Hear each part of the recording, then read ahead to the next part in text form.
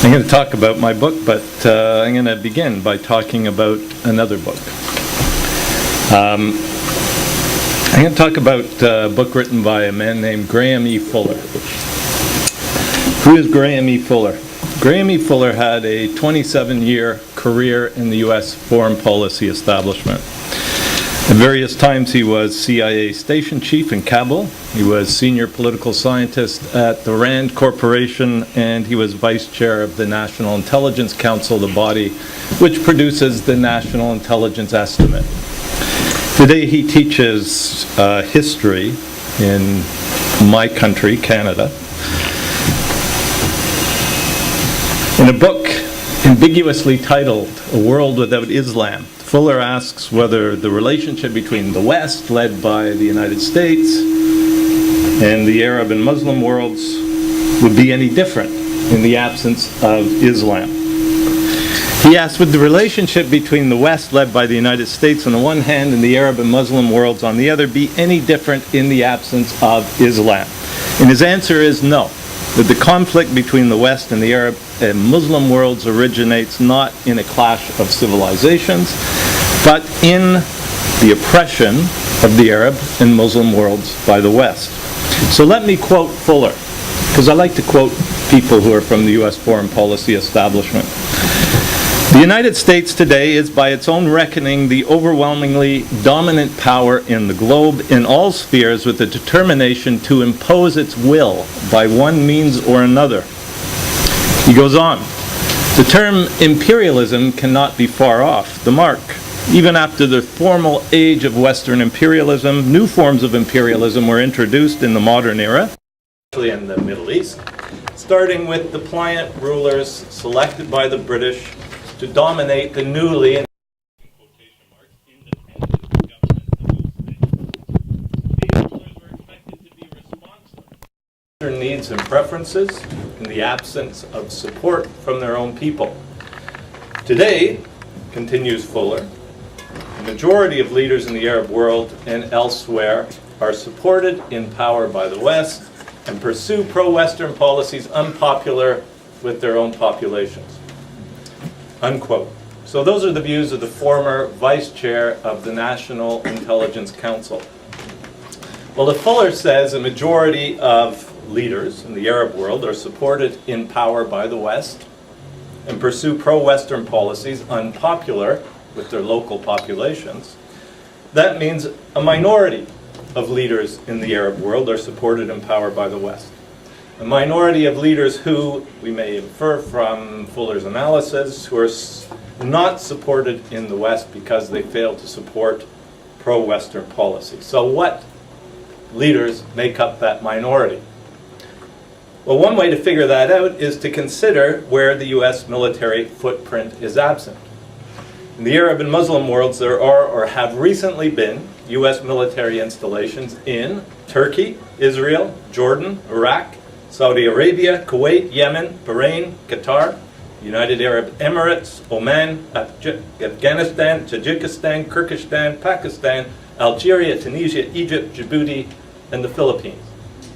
So what Arab and Muslim countries are conspicuously missing from that list? Well, the Islamic Republic of Iran, Iraq under Saddam, Libya under Gaddafi, and Syria under the Assads. There are no U.S. military bases in Saddam's Iraq or Gaddafi's Libya, not because the United States refused to establish military bases in those countries, but because Saddam and Gaddafi refused to allow them. I mean, neither leader was willing to permit his country to be integrated into Washington's undeclared informal empire. There are no U.S. military bases in Iran. Indeed, the country's constitution forbids the establishment of foreign military installations in the country. There are no U.S. military installations in Syria, except for those that are there illegally, established by U.S. forces in contravention of international law. So parenthetically, there are 70,000 U.S. troops in Europe, scattered throughout the continent, along with tactical nuclear weapons, by the way, more than 70 years after the end of the Second World War. You might wonder why. In an extraordinary interview conducted with United Press International in 2002, former U.S. Secretary of State Al Haig, who had also been Supreme Commander of NATO forces, said that U.S. troop presence on the continent was, or quote, keeps European markets open to us. If those troops weren't there, said Haig, those markets would probably be more difficult to access. Now, significantly, Haig had acknowledged that a core function of the U.S. military is to safeguard the interests of corporate America. Is this an outlandish idea? Well, one U.S. Marine Corps general who at the time of his death was the most highly decorated Marine in history, in a 1935 confession, said that he'd spent 35 years of military service as, quote, a high-class muscle man for big business, for Wall Street and the bankers. More recently, Condoleezza Rice, former U.S. Secretary of State and National Security Advisor, told National Public Radio in connection with the release of her memoirs that U.S. foreign policy is not guided by goals of democracy and human rights promotion, but that, quote, for every president, for every Secretary of State, American national security and American economic interests, of course, that is the primary goal. So my argument is that the markets, the labor, the resources of Iraq under Saddam or Libya under Gaddafi were not fully open in an unimpeded manner to the United States, and that the policies of the Islamic Republic of Iran today and of Syria today are impediments to U.S. investment in trade, and that the hostility of Washington to Saddam's Iraq, to Gaddafi's Libya, to the Islamic Republic of Iran, and to what I'm going to call Arab nationalist Syria is ultimately traceable to the U.S. project of exploiting the Arab and Muslim worlds economically, and the resistance of these states to that project. Now, by the way, the UPI interview with Haig from 2002 appeared under the headline, Haig, Syria should be the next target. And I mention this to remind you that Washington's long war on Syria began long before 2011, when U.S. President Barack Obama demanded that his Syrian counterparts step down. It began long before that, and indeed long before 2002. So, let's turn directly to Washington's long war in Syria. And let me begin by saying that while the book is titled Washington's Long War in Syria, that the war in Syria is more multiform than the title suggests. It's not only a war between Washington and its allies on the one hand, and the government in Damascus and its allies on the other. It's also a civil war that's been going on since the late 1940s between Islamists on the one hand and secularists on the other. These two groups have a very different and ultimately irreconcilable ideas about how to organize Syrian society. The two major antagonists in this long-running civil war are the secular Ba'ath Arab Socialist Party, whose partisans came to power in 1963 in a military coup, and the Muslim Brotherhood, which is Syria's premier organization of Sunni political Islam, which is the ideological antecedent of Al-Qaeda and ISIS, though these groups have also been influenced by other forms of political Islam. And what I'm going to do is I'm going to step you through an historical timeline of the conflict in Syria with its elements of civil war and its elements of interventionist war. In the mid-1950s, Washington conspired with London to purge Arab nationalist and communist influence from Syria. Their target was a triumvirate of, well, there were two Arab nationalists, one communist leader, who Washington and London perceived as threatening Western economic interests in the Middle East. Spearheading this effort was a man named Kermit Roosevelt of the Roosevelt family, which gave your country two presidents. Kermit himself was infamous for having engineered the overthrow of Iran's Prime Minister Mohammad Mossadegh. because Mossadegh had committed the grave crime against Western domination of nationalizing his country's oil industry. Roosevelt and British intelligence, MI6, planned to enlist the help of the Muslim Brothers to overthrow the three men in Damascus they saw as threatening Western economic interests. In the 1960s, the Muslim Brothers led protests, led strikes, led demonstrations, led riots in Syria. All kinds of ructions under the banner of Islam or Ba'ath Arab socialism. Or to put it another way, Islam or secularism. These disturbances were always in opposition to what the brothers called the government's godless character. In 1967, in the wake of the Six-Day War, the Brotherhood declared a holy war against the Ba'ath Arab socialists, denouncing them as infidels and as enemies of God. In the 1970s, the Brotherhood established an underground paramilitary organization, anticipating the so-called rebels of today. In the 1970s, rebels were trained and armed outside of Syria, just as today's rebels are trained and armed outside of Syria, in Jordan and Qatar, with US, Saudi, Qatari, Turkish, and Jordanian money. The brothers launched a major campaign of urban guerrilla warfare. They assassinated Ba'ath Arab socialists, they murdered state officials, they killed army officers, they attacked Syrian government offices, and they assaulted Syrian military installations. In 1973, the Ba'ath Arab socialist president of the country, Hafez al-Assad, the current president's father, oversaw the drafting of a constitution for Syria that promulgated a mission for the Syrian state.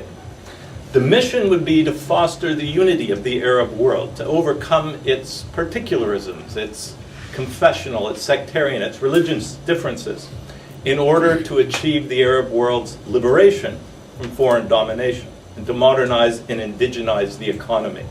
There was an Arab nationalist who asked the question, how is it that 5 Arab armies were unable to defeat the Zionists in the 1948 Arab-Israeli war?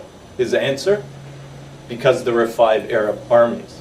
So the point of the Arab nationalists was to overcome the divisions within the Arab world in order to overcome its domination. They wanted to modernize the economy and indigenize it. This would be accomplished through state planning or ownership of the economy and planning of the economy, self-directed development of the economy to overcome the Arab world's relegation to a subordinate place in the international division of labor. In Washington, Assad was denounced as an Arab communist. He wasn't a communist.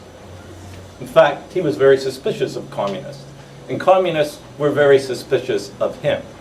But from Washington's perspective, he may as well have been a communist because his policies had implications for corporate America, which were equal in effect to those of policies that authentic communists would have implemented. In 1980, Robert Baer is a CIA officer, spent decades in the Middle East, found that Syria was, quote, the epicenter of Islamist terrorism. Baer wrote, when I first set foot in Damascus in 1980, I estimated that Assad had maybe 3 or 4 years before he went under. The Muslim Brothers owned the streets. The mosque schools were teaching jihad. The mosque public address system blared out a message of hate and revenge. I figured this guy's going to get strung up on a light pole, along with a whole lot of other Syrians in downtown Damascus. Well, in 1980, the brothers established an Islamic Front for Syria, whose manifesto declared a war without end until Ba'ath Arab socialism, that is secularism, was exterminated in Syria. And by the way, there are 3 things the Muslim Brothers and other Sunni sectarian political Islamists hate about Ba'ath Arab socialism. They hate the ideological foundations of the Ba'ath Arab socialist project, and those foundations are nationalism, secularism, and socialism. Why do they hate them? They hate these ideologies because these are ideologies of European origin. They're foreign to the Muslim world. They're foreign to the Quran. and therefore they're foreign to God.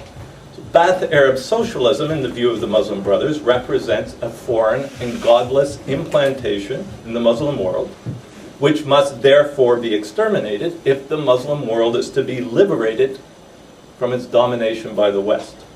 So liberation in this view amounts to re-Islamization, or a project of restoring Islam to its previous primacy in the Arab world. The Ba'ath Arab socialists have the same goal of liberating the Arab world from its historical domination by the West, but they propose to do so in a very different way.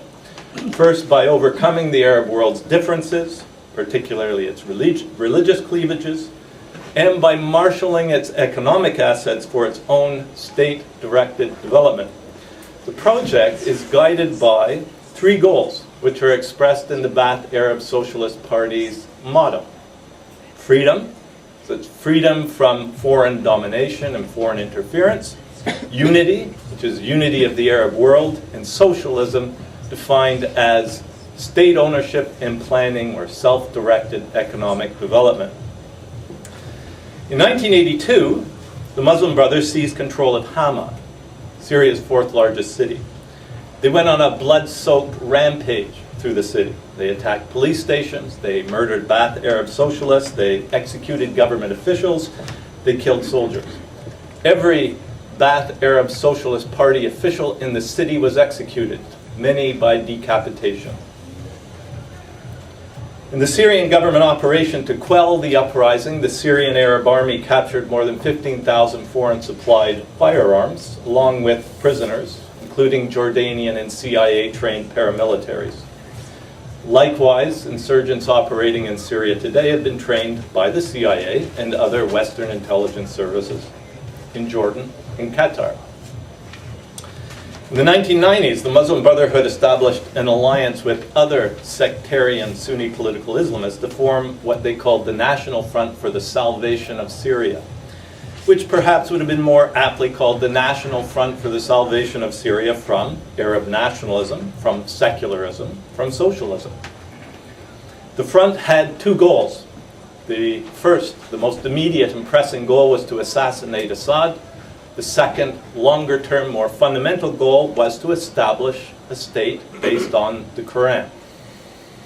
So let's jump to 2001. In the aftermath of the 9/11 attacks, retired U.S. Army General Wesley Clark, who had led the NATO assault on Yugoslavia in 1999, told a reporter that during a trip to the Pentagon, he'd learned that plans had been drawn up to invade a number of countries, including Iraq, which was soon after invaded, including Libya, which was eventually attacked, and Syria, among others. In 2002, Syria was added to the Bush administration's axis of evil, its regime change hit list. You'll recall that the original list consisted of Iraq, Iran, and North Korea. In 2002, 3 countries were added to the list: Sudan, Syria, Cuba. Washington claimed that Syria was developing weapons of mass destruction and supporting terrorism, the same bogus charges it leveled against Iraq. Iraq, by the way, was also governed by Ba'ath Arab socialism. The bogus charges leveled at Iraq, now leveled at Syria, or let's go back. The bogus charges leveled at Iraq was a pretext to topple the Ba'ath Arab socialist government in Baghdad, and ultimately to privatize an economy which Washington denounced as socialist. In fact, they called it viciously socialist. And the Iraqi economy was indeed, to a large degree, publicly owned and planned. Iraq had combined its oil wealth with public ownership and planning of the economy to produce what one former U.S. State Department official had called a golden age.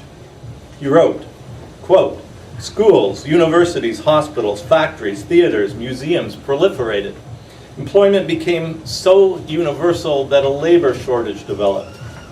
Or as veteran foreign affairs correspondent Robert Fisk recently wrote, "Saddam used Iraq's oil wealth to cover the country in superhighways, modern technology, state-of-the-art healthcare and hospitals, and modern communications."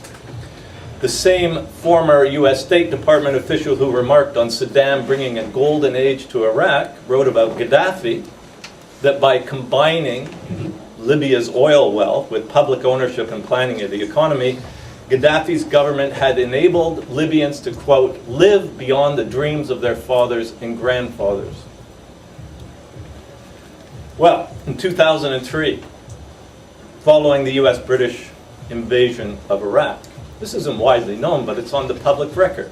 You can see it in the US Congressional Research Service reports. The United States fully intended to invade Syria following its invasion of Iraq, but discovered that its hands were filled with the pacification of Iraq and Afghanistan, and that it would have to achieve its regime change goals by other means. The first alternative to an invasion of Syria was to impose broad-ranging sanctions on Syria, to do what sanctions are always intended to do, namely destroy economies. Destroy economies in order to make the lives of ordinary people so miserable that they rise up, try to overthrow their government, to in effect act as instruments of the governments that impose the sanctions. Sanctions are also useful for propaganda purposes. I mean, once you've ruined a country's economy, you can blame the economic difficulties on the fact that the government has, as the Syrian government had done, pursued socialist policies, forgetting that sanctions had destroyed the economy. Well, the sanctions as intended devastated Syria. In October 2011, the New York Times reported that the Syrian economy, quote, was buckling under the weight of pressure of sanctions by the West. By the spring of 2012, sanctions-induced financial hemorrhaging had, quote, forced Syrian officials to stop providing education, healthcare, and other essential services in some parts of the country. By 2016, according to a leaked UN internal document, US and EU economic sanctions on Syria were causing huge suffering among ordinary Syrians and preventing the delivery of humanitarian aid. The veteran foreign affairs correspondent Patrick Coburn likened the sanctions imposed on Syria to the sanctions that had been imposed on Iraq from the early 90s to 2013, or 2003 rather. Those sanctions, according to a UN estimate, had led to the deaths of nearly 500,000 Iraqi children through disease and malnutrition. That is, had produced more deaths than all the weapons of mass destruction used in history. This led two political scientists, John and Carl Mueller, to dub the sanctions sanctions of mass destruction. I mean, more devastating than the atomic bombs that have been dropped on Hiroshima and Nagasaki, more devastating than all of the chemical weapons used in the First World War. Largely unrecognized is that sanctions of this caliber have been destroying Syria for the last 14 years. I mean, we see the attacks carried out by Washington's proxy guerrilla armies. We see the eviscerations and the decapitations and the barbecuing of heads and the eating of hearts and the suicide bombs and the car bombs. But what we don't see are the invisible, but equally, indeed more devastating effects of sanctions. Now, significantly, the moment sanctions were lifted on a defeated Ba'ath Arab socialist, Iraq, in 2003, they were immediately imposed on an unbowed Ba'ath Arab socialist, Syria.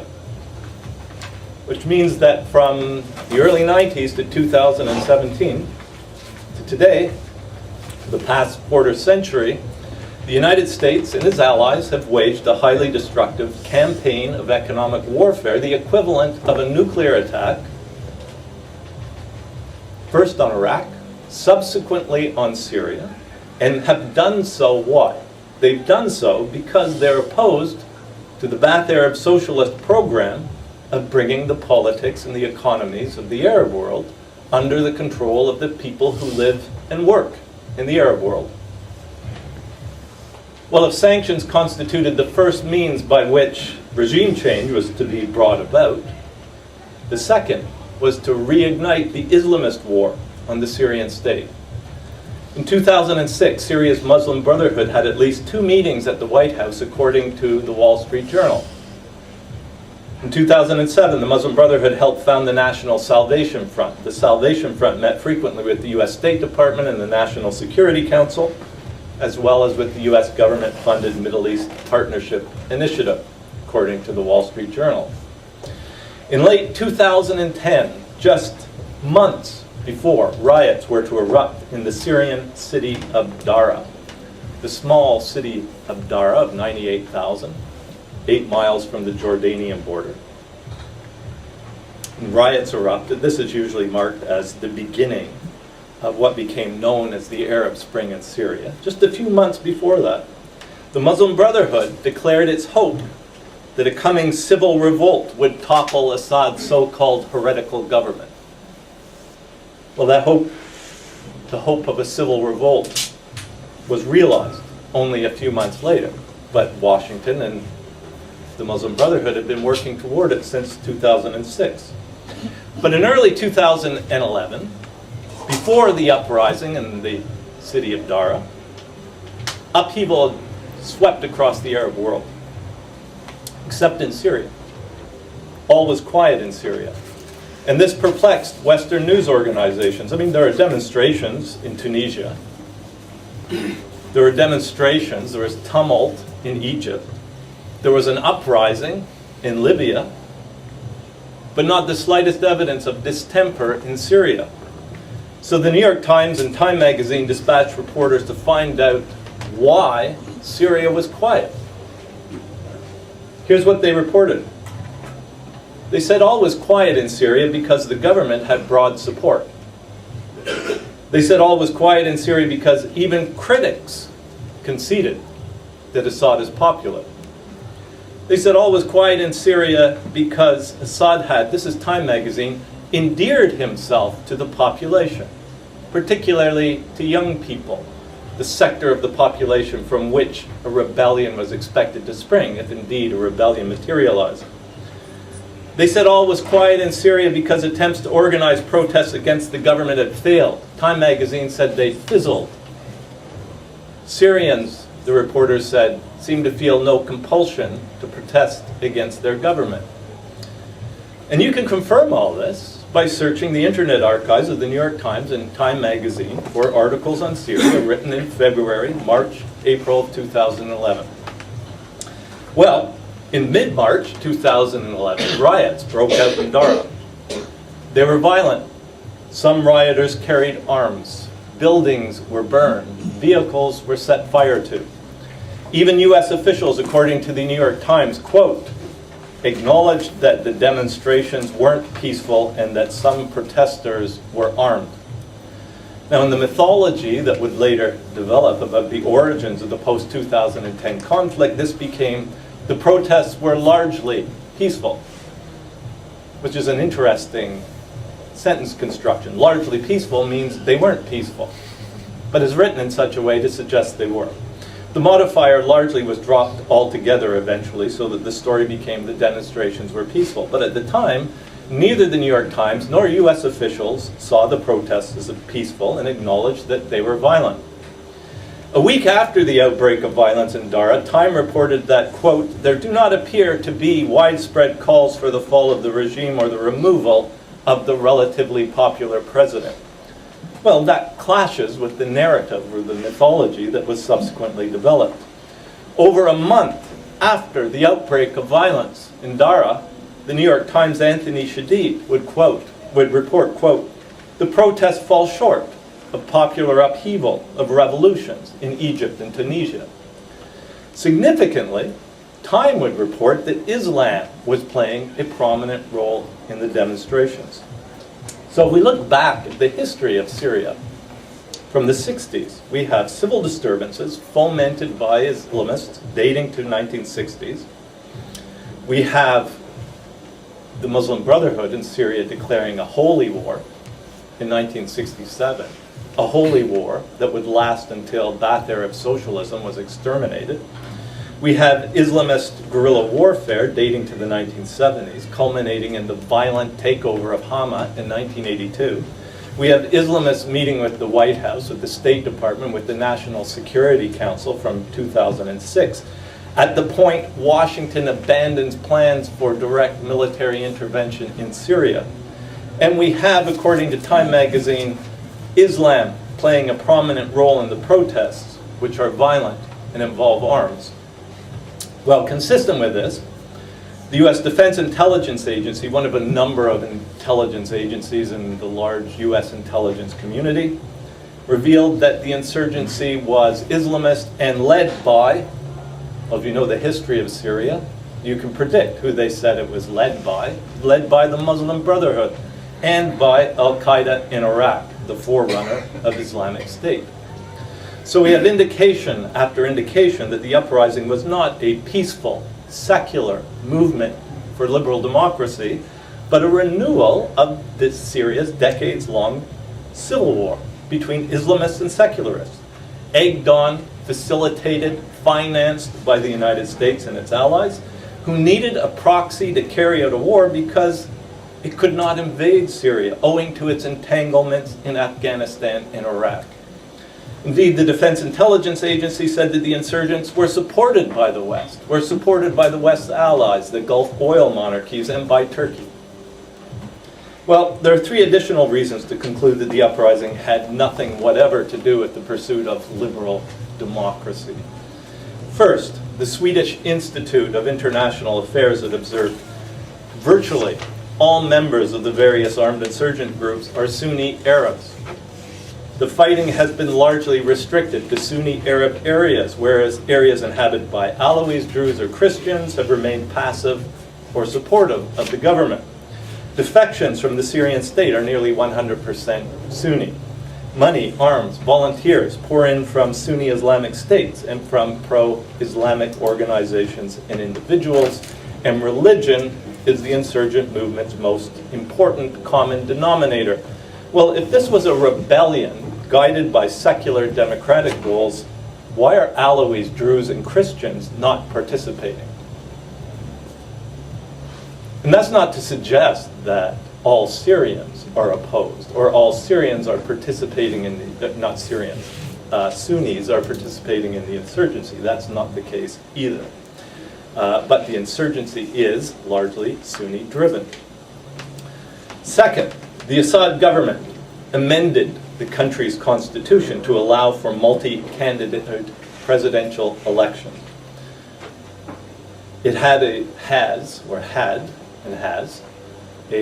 multi-party electoral system. It now has a multi-candidate presidential system. It also suspended the security law, which I don't know what it would be called in the United States. In Canada, it's called the War Measures Act. The security law has been invoked for a number of reasons, not least of which is that Syria remains officially at war with Israel, which is illegally occupying Syrian territory in the Golan Heights. But Syria is in a very precarious security position. It faces internal threats, and has for decades, from Islamists, who have a very different view about how to organize a society. It faces the external threat of the United States. It faces the external threat from Israel. It faces an external threat from the Arab allies of the United States, the Saudis, the Qataris, and the Turks. So these concessions, though, so the security law was suspended, despite the fact that Syria is in a very precarious security situation. These concessions in the direction of liberal democracy were immediately rejected by both the insurgents and their supporters in the West. Instead, the insurgency heated up, despite the fact that Syria now more closely approximated the paradigm of representative democracy favored in the West than did virtually every other Arab country, and certainly more so than did the military and royal dictatorships which constitute the principal Arab allies of the United States. Third point, Zbigniew Brzezinski, recently deceased, Jimmy Carter's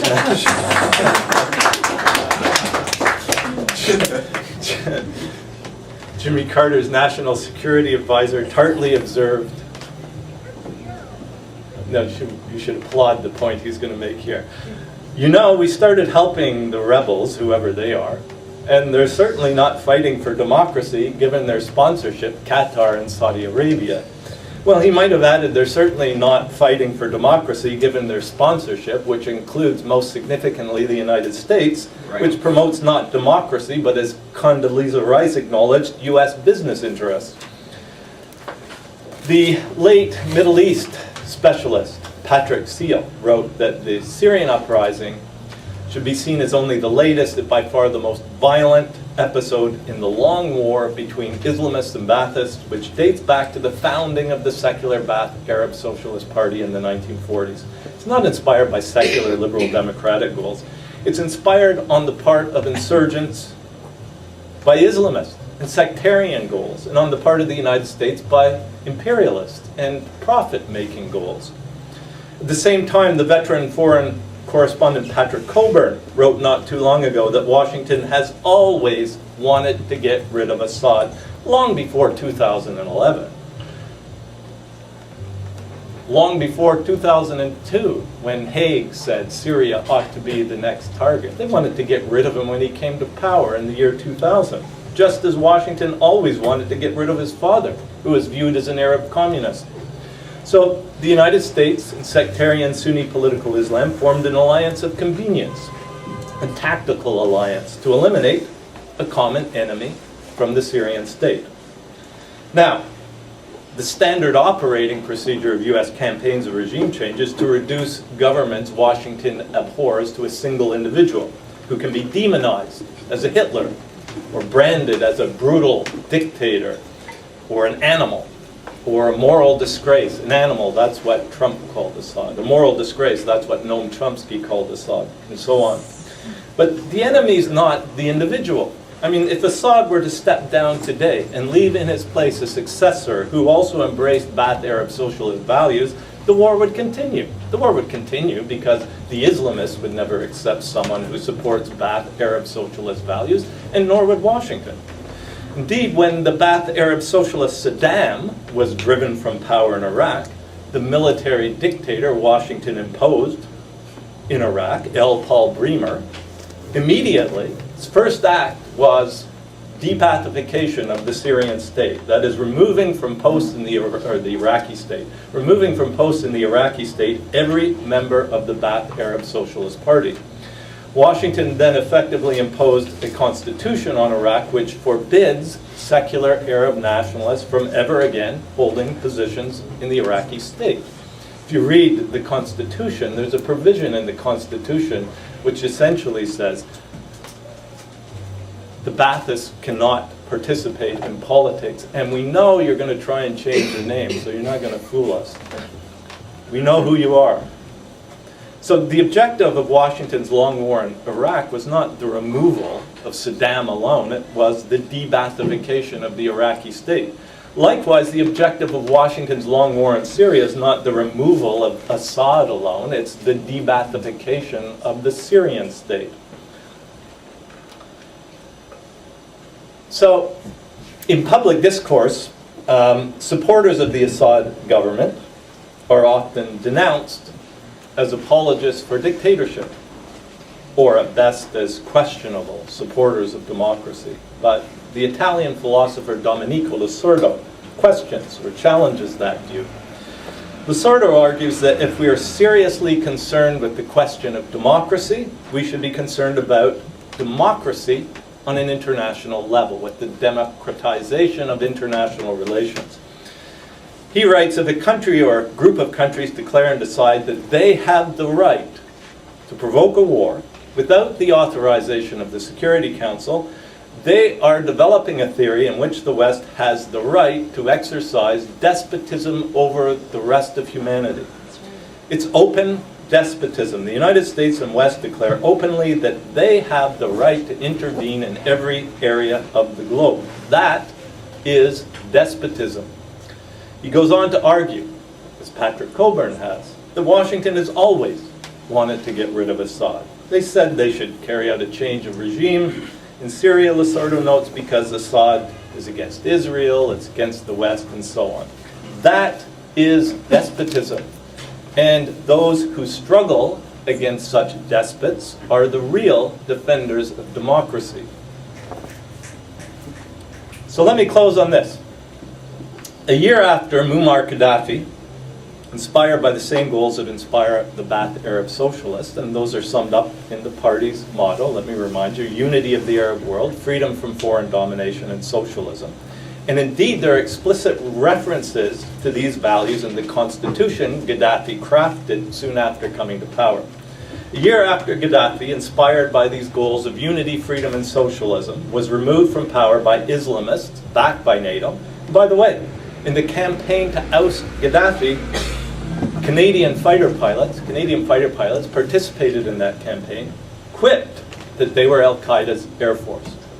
They knew they were Al-Qaeda's Air Force. How did they know? We know this because we now know from some work done by a Canadian reporter that Canadian military intelligence had reported to the Canadian government that the Islamist insurgents were Al-Qaeda connected. So they quipped about it. They joked about how they were Al-Qaeda's Air Force.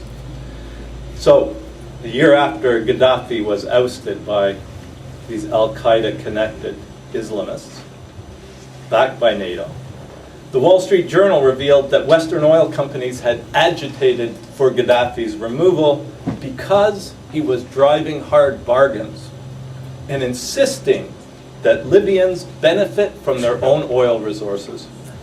Well, you know, U.S. oil companies, Western oil companies, believe that the petroleum resources of the Arab and Muslim world should be used for the enrichment of their shareholders, not for the benefit of the people who live in the region.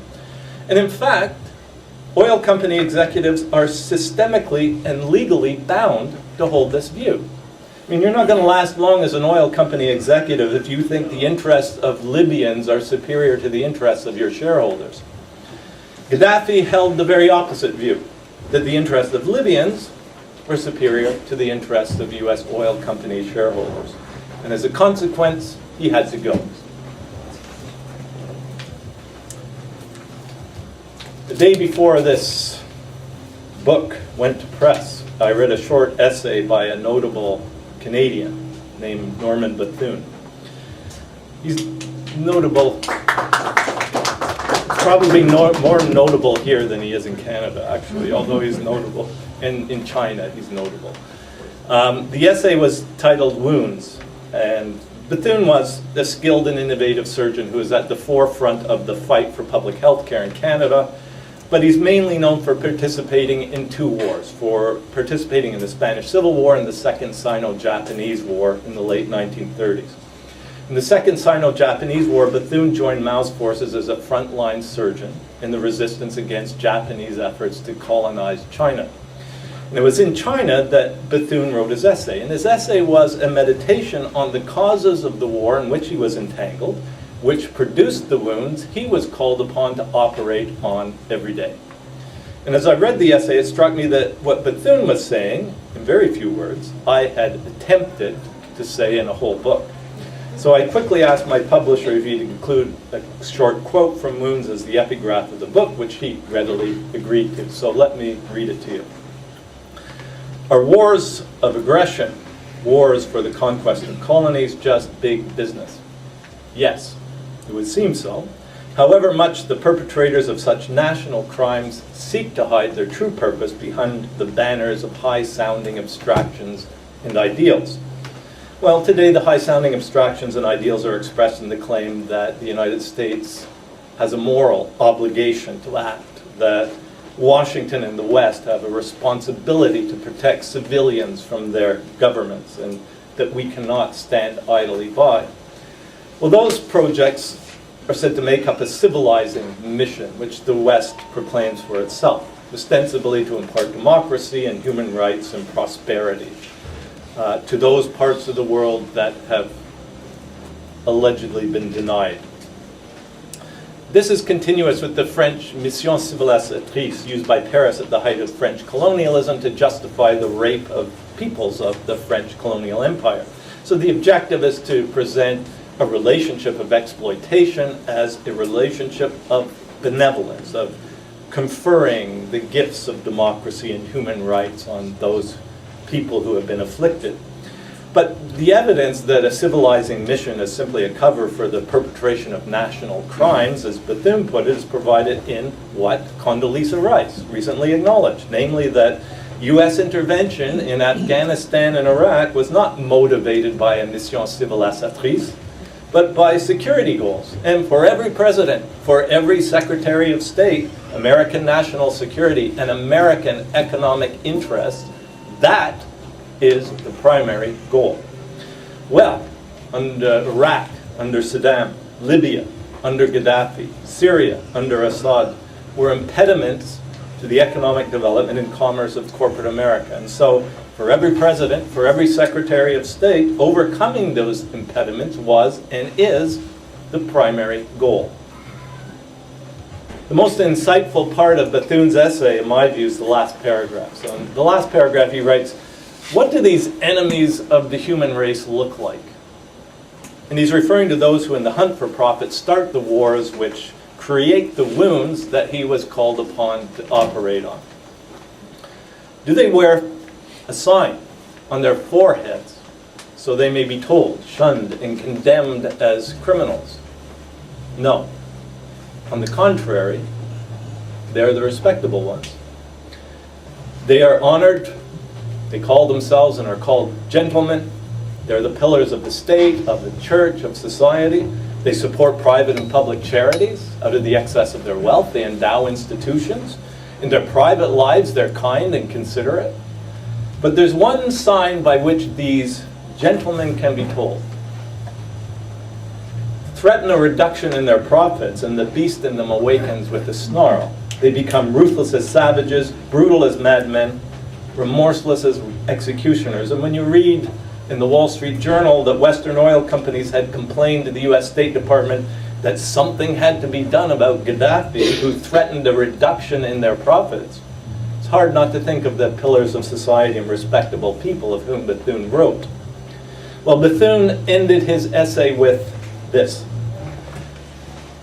Such an organization of human society as permits these enemies of humanity to exist must be abolished. And the overarching theme of this book is that Washington's long war on Syria can only be understood within the context of the organization of society as permits these enemies of humanity to exist. Thank you.